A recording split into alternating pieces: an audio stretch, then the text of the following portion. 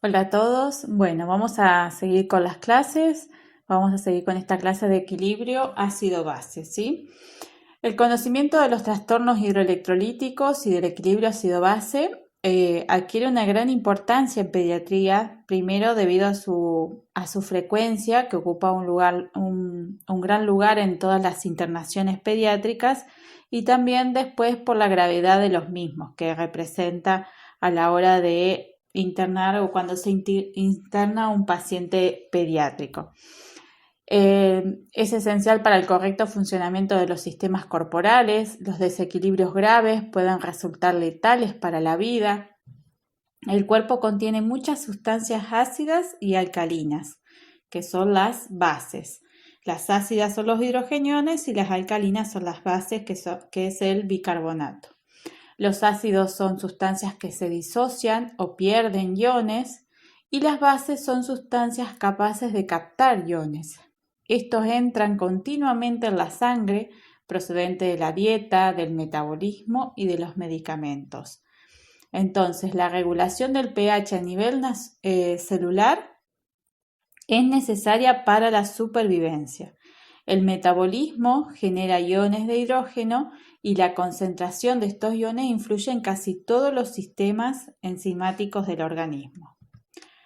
Ahora vamos a ver la fisiopatología. Para comenzar con la fisiopatología debemos tener en claro algunos conceptos. Entonces, como habíamos dicho antes, ácido, toda sustancia capaz de ceder hidrogeniones, ¿sí? Base, toda sustancia capaz de aceptar hidrogeniones. Y entonces, acidemia es el aumento de la concentración de los hidrogeniones, la acidosis, y alcalemia o alcalosis es la disminución de la concentración de hidrogeniones. Entonces, acidosis y alcalosis hacen referencia a los procesos fisiopatológicos responsables de las situaciones, de los desequilibrios. Entonces, como tenemos aquí en el gráfico, tenemos un pH neutro, ¿sí? La estabilidad entre los hidrogeniones y entre el bicarbonato, perdón. Cuando aumentan los hidrogeniones, disminuye el bicarbonato, entonces se hace un pH ácido, ¿sí? Una acidosis. Y la alcalosis se da cuando aumenta el bicarbonato y disminuyen los hidrogeniones, ¿sí?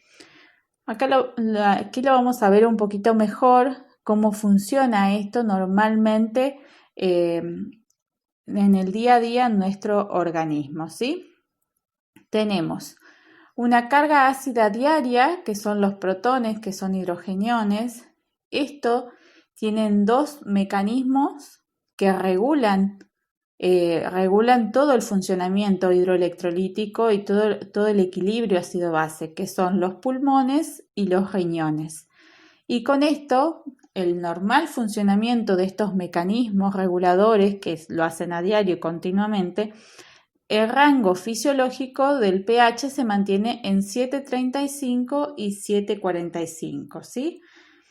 Entonces, como ven la fórmula del centro de la diapositiva, tenemos el ácido más importante en los líquidos es el ácido carbónico, que es el H2CO3, como lo tenemos ahí, que se forma por la hidratación del dióxido de carbono proveniente del metabolismo de carbohidratos y de grasas y produce grandes cantidades de dióxido de carbono.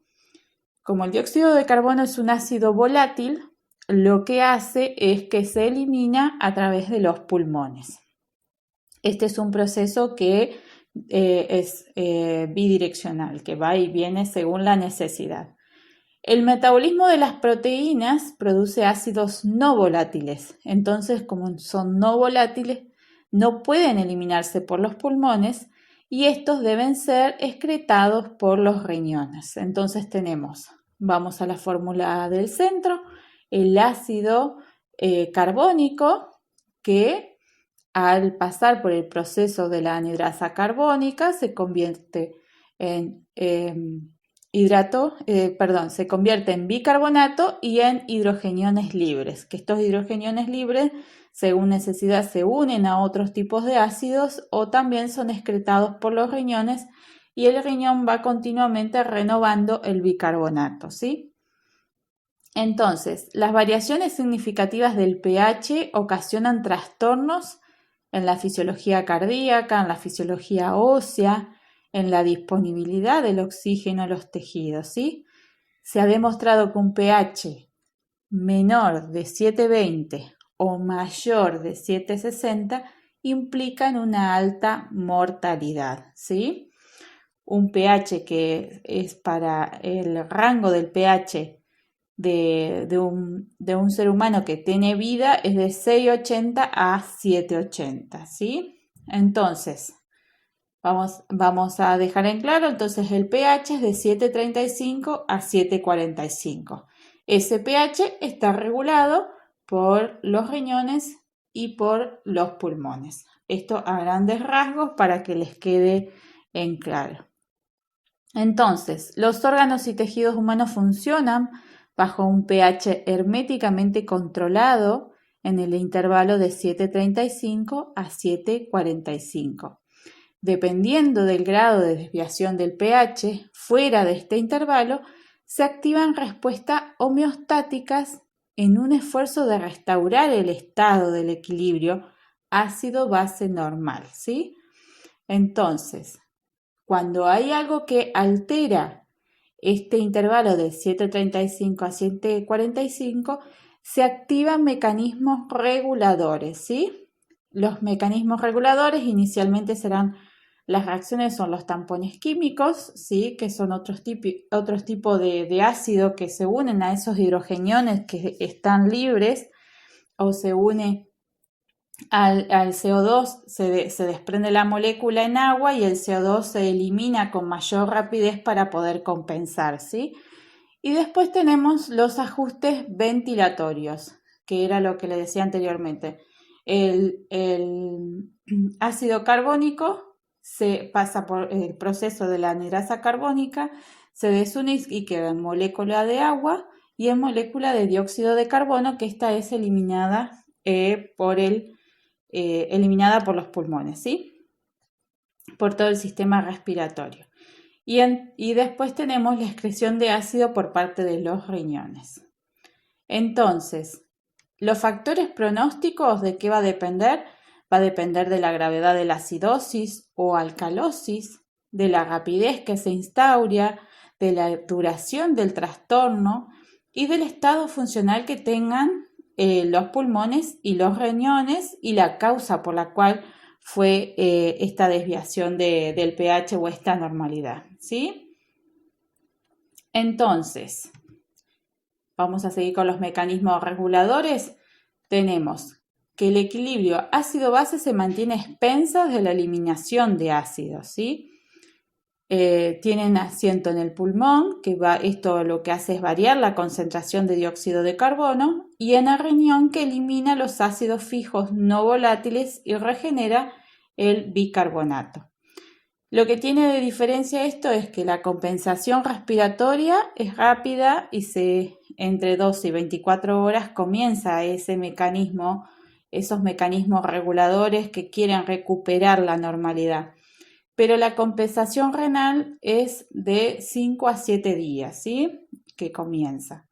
Entonces, el ácido carbónico y el anión bicarbonato componen el sistema amortiguador más importante del organismo, junto con el aparato respiratorio y el sistema nervioso central, que lo que hace a través de la ventilación es responsable también de manejar este ácido carbónico a través de la eliminación de dióxido de carbono, y el riñón se encarga de la regulación del bicarbonato. Ahora lo que vamos a ver es los valores normales de esto que estuvimos hablando, ¿sí? La propuesta físico-química de Stewart, que es la más reciente y se basa en la diferencia de iones fuertes, concentración de ácidos débil y PCO2. Esto es un cálculo que está usado por anestesistas y por intensivistas con un abordaje complejo. Entonces, nosotros lo que vamos a hacer es que ustedes estando en el área de internación pediátrica, la sala, porque esto es de sala, lo que queremos es que ustedes logren identificar con los 4 valores básicos, con 4 parámetros básicos, una interpretación, un estado ácido-base, ¿sí? La alteración que tenga. Entonces, lo que vamos a hacer nosotros es la aproximación fisiológica, que lo vamos a hacer basado en estos 4 parámetros básicos, no como se haría en un área de terapia intensiva. Entonces, los 4 parámetros básicos que tenemos es el pH, que es de 7,35 a 7,45. La PCO2, que es de 35 a 45 milímetros de mercurio. El bicarbonato, que es de 22 a 26. Y el exceso de base, que es más menos 2. El exceso de base lo que indica, en términos generales, es la cantidad de tampón sanguíneo que está tratando de recuperar esa alteración, la hemoglobina, el bicarbonato plasmático que esté presente en ese momento, ¿sí? Entonces, lo que quiere decir que el valor normal es de más menos 2, pero los valores elevados, más de 2, reflejan alcalosis y los menos de 2 reflejan acidosis. Hay algo que no quería dejar de nombrarle, al menos para que lo sepan, es que todo este equilibrio ácido-base, aparte de la regulación que tiene junto con el riñón y el pulmón, también tiene que tener una electroneutralidad, o sea que tiene que haber una cantidad igual de aniones y de cationes para que haya una electroneutralidad. ¿Qué son los aniones? Los aniones plasmáticos, el bicarbonato, son proteínas, cloro, sulfato, fosfato, ácidos orgánicos como el lactato y el piruvato. Y los cationes plasmáticos es el potasio, el calcio, el magnesio y el sodio. Si prestan atención, siempre cuando piden un estado ácido-base lo piden más ionograma y es para ver también todo este desequilibrio. En este caso sería hidroelectrolítico, ¿sí? Lo que se hace es, especialmente en las acidosis metabólicas, es calcular el anion gap, que es un cálculo que se da entre el sodio, el cloro y el bicarbonato. De esta forma, lo que pueden hacer es diagnosticar el tipo de acidosis metabólica o la complejidad que tenga, ¿sí? Entonces, de esta forma pueden ver si hay una cetoacidosis diabética, por ejemplo, o si hay una insuficiencia renal porque hay una acidosis tubular renal, ¿sí? Después puede haber también una acidosis láctica, ¿sí? Una acidosis también salicílica, que esto es por la ingesta de aspirinas, por ejemplo, ¿sí? Y lo que se mide básicamente también es el cloro, ¿sí? Que es lo que el aumento del cloro es lo que lleva también a que haya un desequilibrio dentro de esta acidosis, ¿no? De la acidosis metabólica, que es lo que estamos hablando, que es lo que pertenece el anion gap. Esto es a modo de referencia, ¿sí? Entonces, tenemos las alteraciones básicas. Si tenemos un pH mayor a 7,45, quiere decir que es una alcalosis, ¿sí?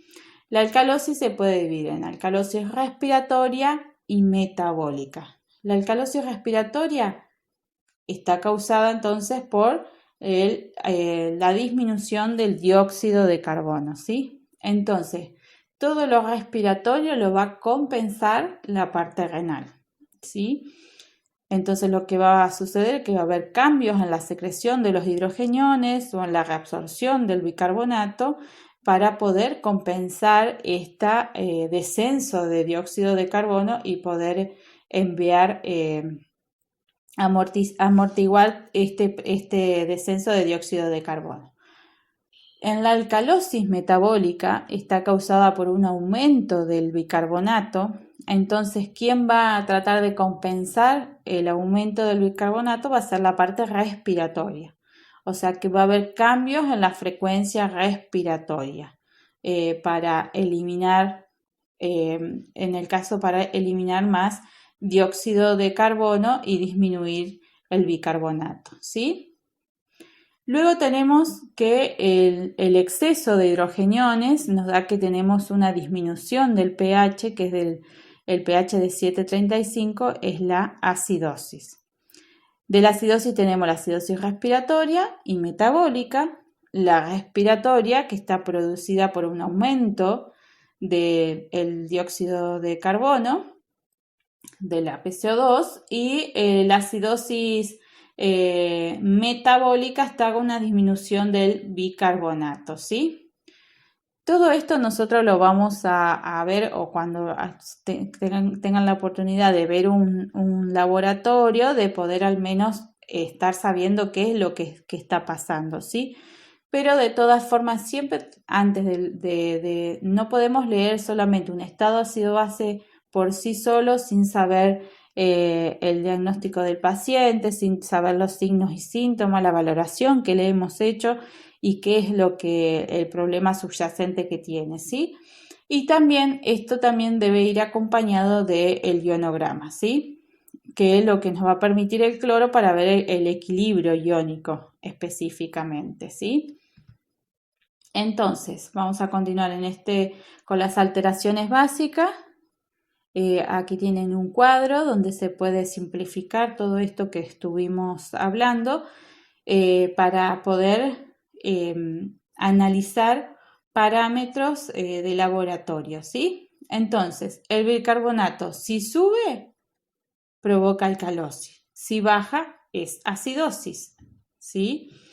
Y la PCO2, si sube, es acidosis y si baja, es alcalosis. Esta es una regla que por ahí es más fácil de recordar, entonces de esta forma lo podemos ver, ¿sí? Bueno, ¿cómo vamos a hacer una interpretación de los gases arteriales, ¿sí? Lo primero ¿para qué nos sirve a nosotros interpretar los gases arteriales? Lo que vamos a es primero determinar el estado ácido-base, el nivel de compensación y el estado de oxigenación. Entonces, aquí tenemos un laboratorio donde tenemos los 6 pasos para ver cómo tenemos que analizar o cómo tenemos que interpretar estos datos de laboratorio. El primer paso, lo que vamos a hacer es ver el pH. ¿Qué pH tiene este paciente? ¿Sí? Tiene 7,21, el rango es de 7,35 a 7,45. Entonces, lo que podemos ver que está bajo, ¿sí? Los límites críticos menor de 7,25 o mayor de 7,55, ¿sí? Para que lo sepan. Pero bueno, ahora lo que quiero que les quede claro qué es lo que tenemos que mirar de cada parámetro para poder interpretarlo. Entonces, primer paso, vamos a mirar el pH. En este caso lo tiene bajo. Si lo tiene bajo, es una acidosis. Segundo paso, lo que vamos a hacer es mirar la presión de dióxido de carbono. Tiene 35 a 45 milímetros de mercurio, entonces en este caso lo tiene aumentado, ¿sí? Tiene una PCO2 aumentada. El tercer paso lo que vamos a ver es ver el bicarbonato. El bicarbonato es de 22 a 26 miliequivalentes por litro, ¿sí? Entonces, como les dije anteriormente, si el bicarbonato disminuye, el pH debe disminuir porque el bicarbonato disminuye y es una acidosis. A medida que el bicarbonato aumenta, el pH debe aumentar y es una alcalosis. En este caso lo tiene normal, ¿sí? Después tenemos un exceso de base de 2. Y el cuarto paso, lo que vamos a hacer, una vez que ya vimos todos que el pH está bajo, que la PCO2 está aumentada y en este caso que el bicarbonato está normal, el cuarto paso lo que vamos a hacer es valorar cada componente individual y lo que vamos a hacer, el valor que esté más relacionado con el pH y presente una mayor desviación de la normalidad, señalará cuál es el problema principal o la alteración responsable de ese pH, ¿sí? Y el quinto paso, lo que vamos a hacer es determinar el nivel de compensación, que ahora lo vamos a ver esto aparte. El sexto paso va a ser comprobar la presión de oxígeno o la saturación de oxígeno para determinar si son bajas, normales o elevadas. Entonces, ya identificamos el pH, la PCO2, el bicarbonato. Lo que vimos entonces que era una acidosis respiratoria. Acidosis porque el pH está bajo, respiratoria porque de los dos, de la PCO2 y del bicarbonato, el que mayor estaba alterado era la PCO2, ¿sí? Entonces es una acidosis respiratoria. Ahora lo que vamos a ver es la compensación. Entonces, cuando está descompensado, lo que vamos a ver es que el pH es anormal, ¿sí? Debido a que el tampón y los mecanismos reguladores todavía no han comenzado a corregir ese desequilibrio. Entonces, en estas situaciones, uno de los componentes, el ácido o la base, ¿sí? La base, ¿se acuerdan que era el bicarbonato? Es anormal. Entonces, en este caso teníamos un pH anormal y uno de los dos es anormal. Entonces es que teníamos el bicarbonato que estaba normal y la PCO2 anormal, entonces es una acidosis respiratoria descompensada, ¿sí? Porque justo aquí en el primer ejemplo tenemos lo que significa descompensado. Un pH anormal, uno de los dos, un ácido base que esté normal y el otro que esté anormal, ¿sí? Entonces tenemos el bicarbonato normal y la PCO2 que está elevada. Entonces en el ejemplo anterior era una acidosis respiratoria descompensada. Ahora vamos a ver qué es parcialmente compensado.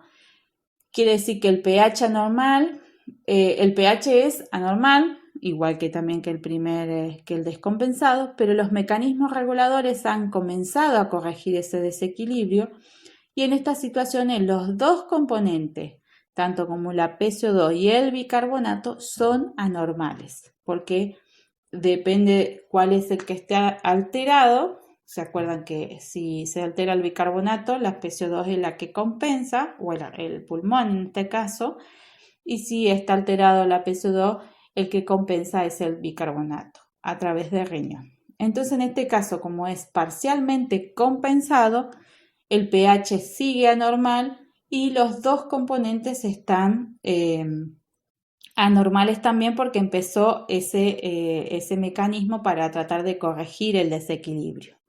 Y el compensado es cuando el pH está normal, el desequilibrio ácido-base ha sido neutralizado pero no corregido. En esta situación los componentes ácido y base son anormales pero equilibrados, o sea que puede haber un pH normal pero los ácidos y las bases están anormales, ¿sí? El bicarbonato y la PCO2 están anormales. Bueno, esto es a grandes rasgos lo que es a través de estos 4 parámetros que ustedes puedan identificar una acidosis metabólica, una alcalosis metabólica, una acidosis respiratoria, una acidosis metabólica y también poder ver si está compensada o descompensada, básicamente, ¿sí? Entonces, lo que vamos a hacer, sigamos practicando. Tenemos aquí 3 casos para evaluar. El caso 1, tenemos un pH de 7,32, quiere decir que el pH está bajo. Una PCO2 que está elevado y un bicarbonato que está normal. Esto quiere decir que es una acidosis respiratoria, porque el que está alterado es la PCO2, ¿sí? Y el pH está bajo. En el caso 2 tenemos un pH de 7,28. Quiere decir que está bajo, que es una acidosis. Tenemos la PCO2 que está baja y también tenemos el bicarbonato que está bajo. Pero de los dos parámetros, el que mayor desviación tiene es el bicarbonato. Por lo tanto, entonces es una acidosis metabólica, ¿sí? Luego tenemos en el caso 3 el pH que está elevado, esto quiere decir que es una alcalosis, y la PCO2 que está baja y el bicarbonato que es bajo también. Pero el que mayor desviación tiene de la normalidad es la PCO2. Entonces, en este caso, el caso 3 es una alcalosis respiratoria. Bueno, ahora vamos a ver cada uno de estos trastornos, viendo las causas y los signos y síntomas generales, ¿sí? Vamos a comenzar con la acidosis metabólica, ¿sí? Las causas pueden ser las diarreas, son derivaciones también del tracto urinario, acidosis láctea, hipoxia tisular, hipoperfusión, hipoxemias, anemias graves, neoplasias malignas, cetoacidosis diabética, insuficiencia renal, intoxicación por algunos gases. Las causas pueden ser múltiples, o sea que pueden ser muchas causas que pueden provocar una acidosis metabólica.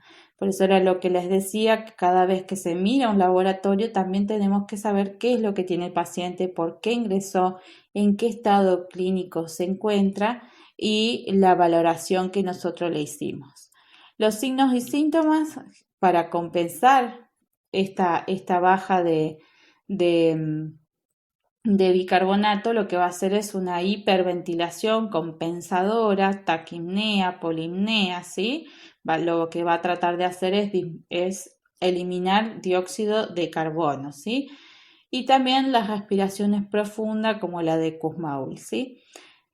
La hipotensión, disminución de la frecuencia cardíaca, arritmias ventriculares, deterioro del nivel de conciencia, confusión, cefaleas, letargo, estupor, también inapetencia, dolor abdominal, náuseas, vómitos, hipertermia, ¿sí? La piel hipertérmica, hipercalemia, y también las formas crónicas pueden llevar a un retardo de crecimiento por desmineralización ósea, ¿sí? Todo esto son algunos de los tantos signos y síntomas que presenta. Recuerden que siempre todos estos trastornos también están dados por los trastornos hidroelectrolíticos también, ¿sí?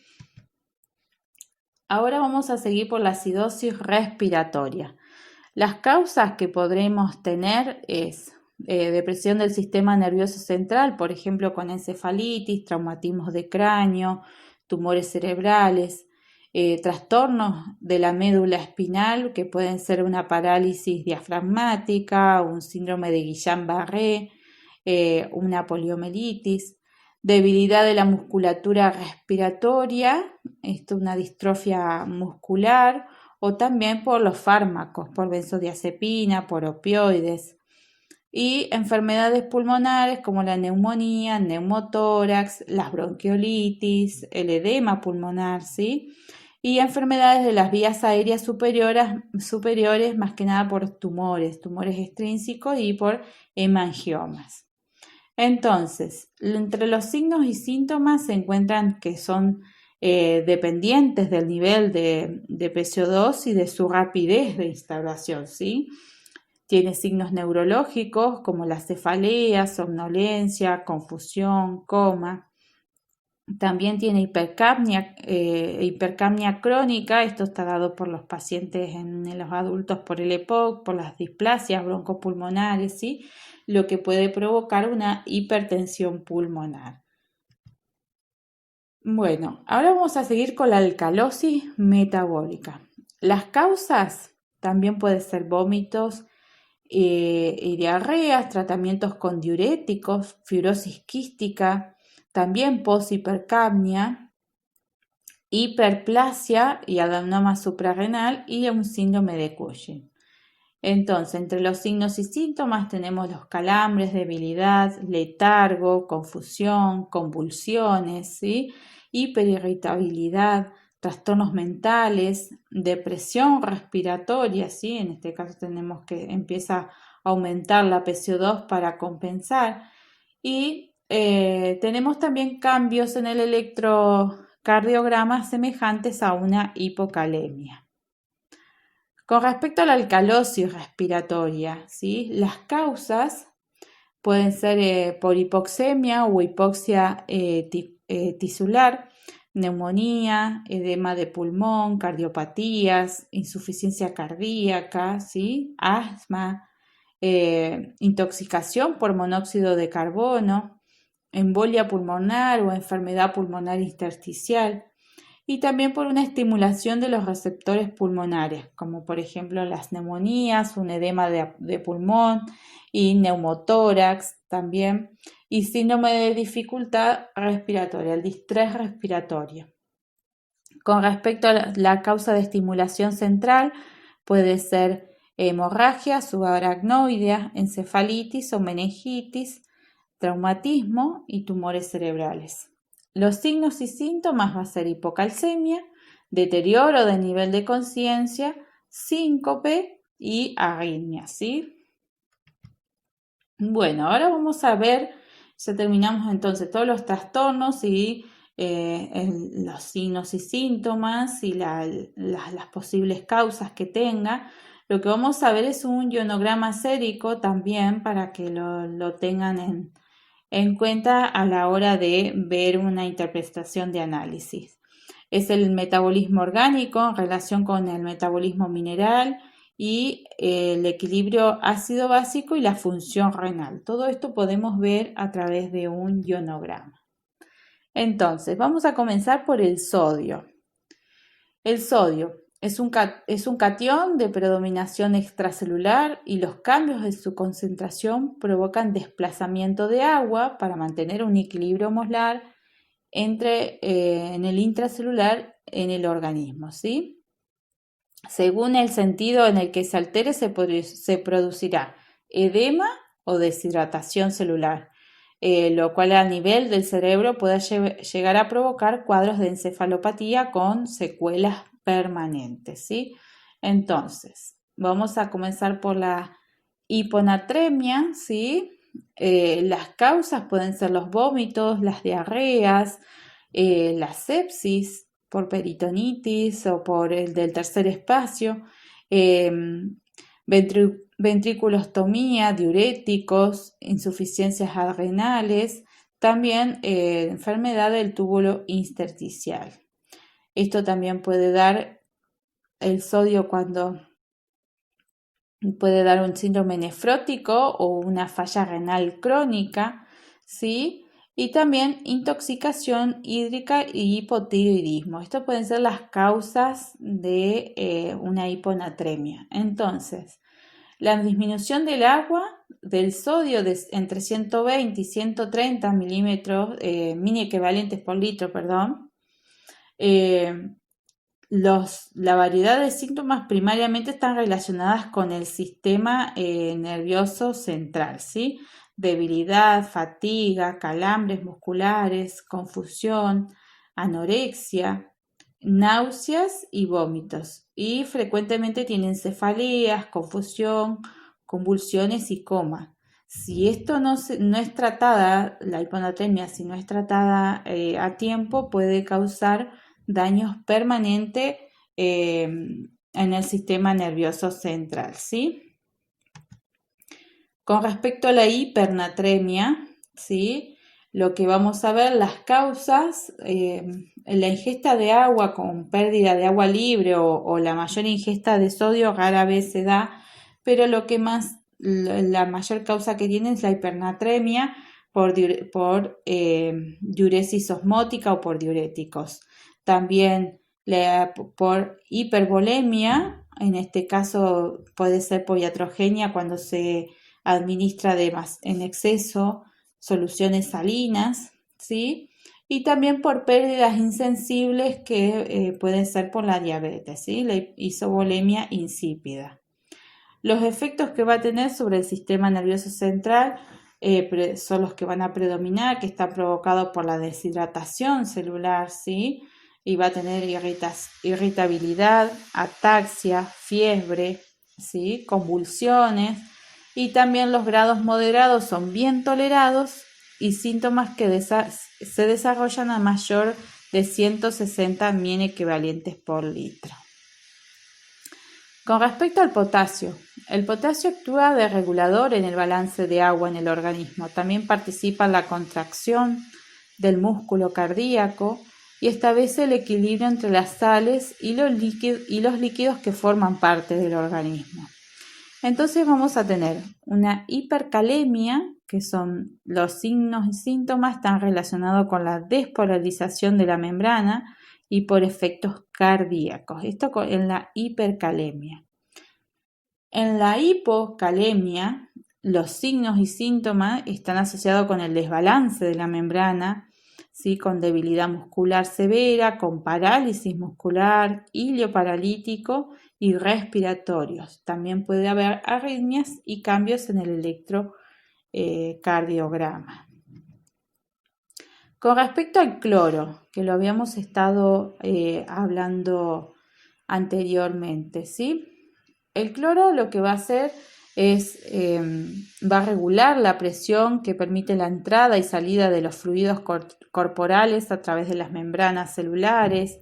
También interviene en la contractilidad de los músculos, regula el equilibrio ácido-base como lo estuvimos viendo, ¿sí? Estos hidrogeniones libres que se unen al cloro y forman el ácido clorhídrico, que es el que sirve para la digestión de alimentos en el estómago.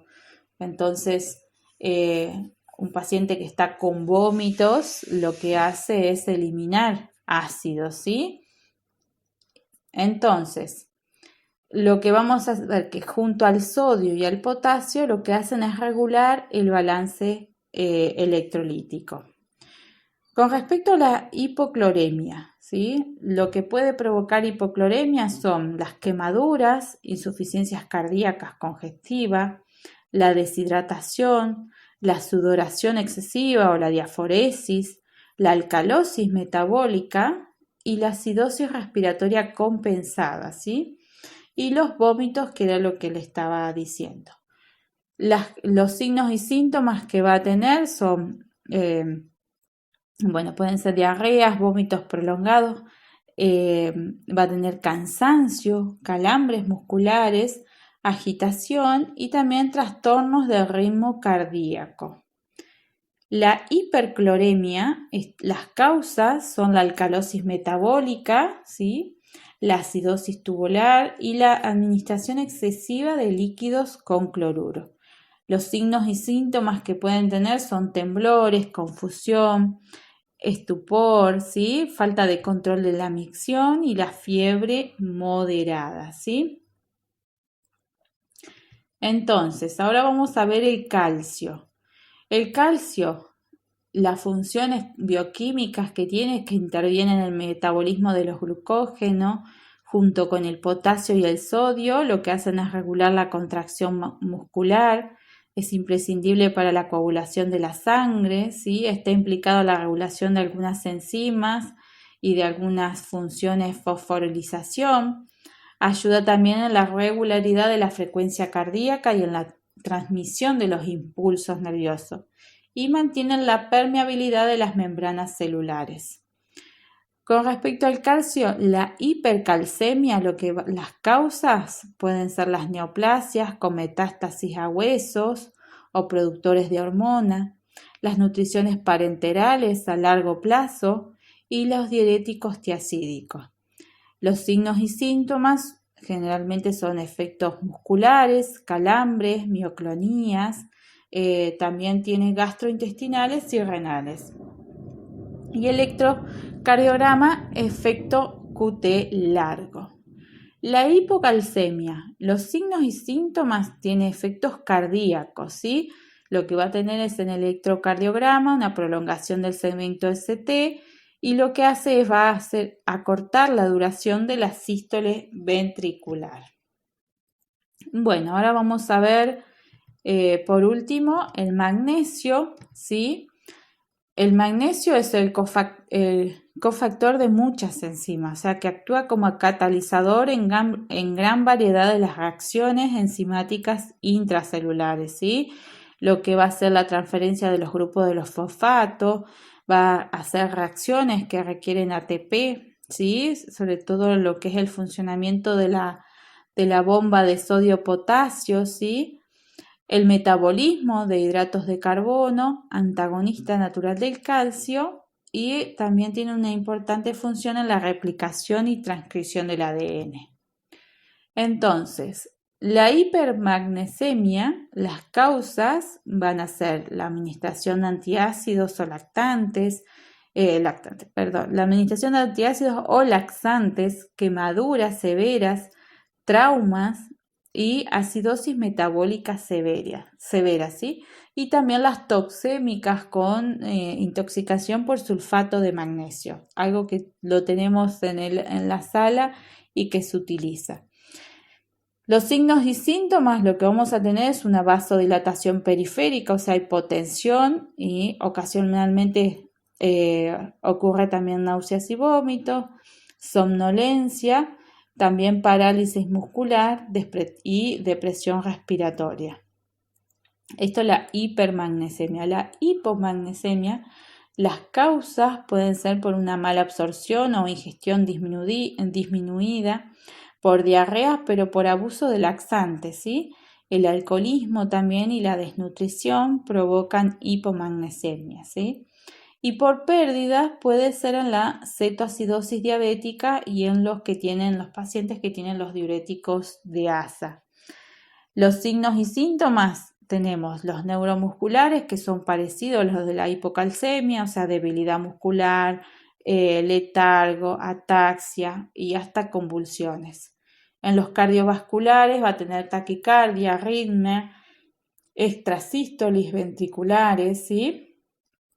Y gastrointestinales va a tener ilio paralítico, náuseas y vómitos. Esto es a grandes rasgos en general sobre los trastornos electrolíticos, ¿sí? Bueno, con esto damos por finalizada la clase. Estamos en contacto y espero que lo hayan entendido. Muchas gracias.